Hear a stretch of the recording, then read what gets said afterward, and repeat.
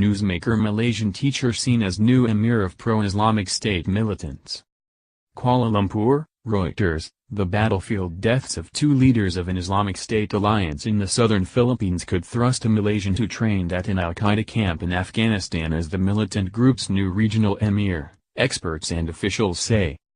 Intelligence officials describe Malaysian Mahmud Ahmad as a financier and recruiter, who helped put together the coalition of pro-Islamic State, fighters that stormed Marawi City in May. Isnilon Hapilon, Islamic State's anointed emir in Southeast Asia, and Omarkhayam Maute, one of two Middle East-educated brothers at the helm of the militant alliance, were killed in a raid on a building in Marawi and their bodies recovered on Monday, Philippine Defense Secretary Delfin Lorenzana said. Philippine authorities said they were still searching for Mahmud. Based on our information, there is still one personality, Dr. Mahmud of Malaysia, and he is still in the main battle area with some Indonesians and Malaysians, Military Chief, General Eduardo Ano, said on Monday. But their attitude is now different, they are no longer as aggressive as before. He did not elaborate. Ano urged the 30 militants remaining in a shrinking combat zone to surrender and free hostages as troops stepped up their fight. Abdullah Maute, the alliance's military commander, was reported killed in August, though no body was found. Intelligence officials in Malaysia believe Mahmud left Marawi months ago. Malaysia's police counter-terrorism chief Ayub Khan Maidin Pichai told Reuters in July that Mahmud managed to sneak out from Marawi City to another safe place with his followers.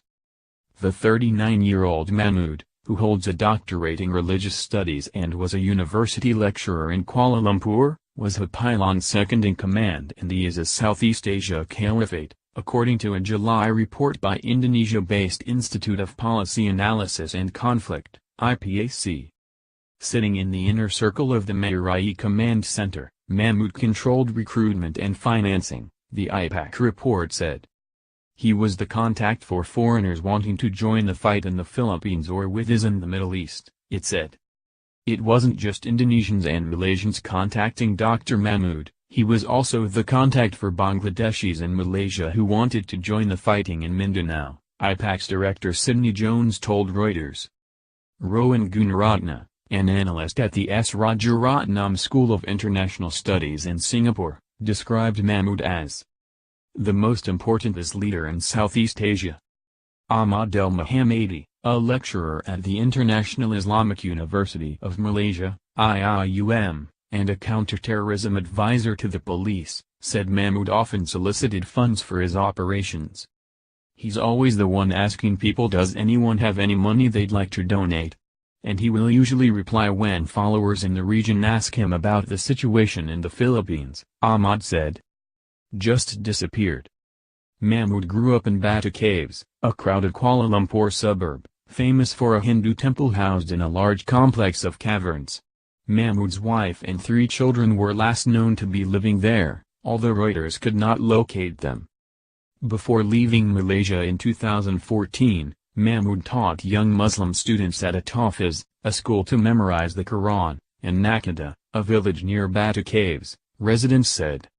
When he, Mahmud, started the school, he did stay there for the first 1 or 2 years, but then he just disappeared, said 50-year-old Isnilon Hapilon, a Nakada resident who went to the mosque where Mahmud prayed.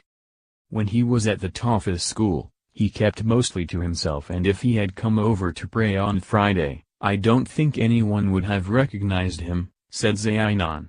He didn't mingle with the local community. Security experts say Mahmud studied at Pakistan's Islamabad Islamic University in the late 1990s before going to Afghanistan, where he learned to make improvised explosive devices at an Al-Qaeda camp. In 2000, he returned to Malaysia to get a doctorate, which earned him a post as a lecturer in the Islamic Studies faculty at the University of Malaysia in Kuala Lumpur. Former students described Mahmud as a quiet person who kept to himself. He wasn't the kind of lecturer who hung out at cafes with his students as some others did, said one former student, who declined to be identified. The few signs of his militant beliefs were discovered later, including a book he wrote on jihad under his nom de guerre, Abu Hanzala, said Ahmad, the IM lecturer. He was put on Malaysia's most wanted list in April 2014 after leaving the country with several others, including his aide, a Malaysian bomb maker named Muhammad Najib Hussain, to work with the Abu Sayyaf group, notorious for violent kidnappings and beheadings in the southern Philippines, Ahmad said. Mahmud received funding for the Marawi operation directly from his headquarters, through the group's Southeast Asian unit led by Syrian-based Indonesian militant Baramzia, the IPAC report said. In a video released by the Philippines Army in June, Mahmud is seen alongside Hapilon as well as Omarkhayam and Abdullah Maute, the pair of brothers who orchestrated the Marawi siege.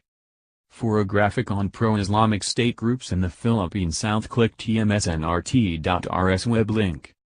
For a graphic on Battle for Marawi Interactive, click tmsnrt.rs web link.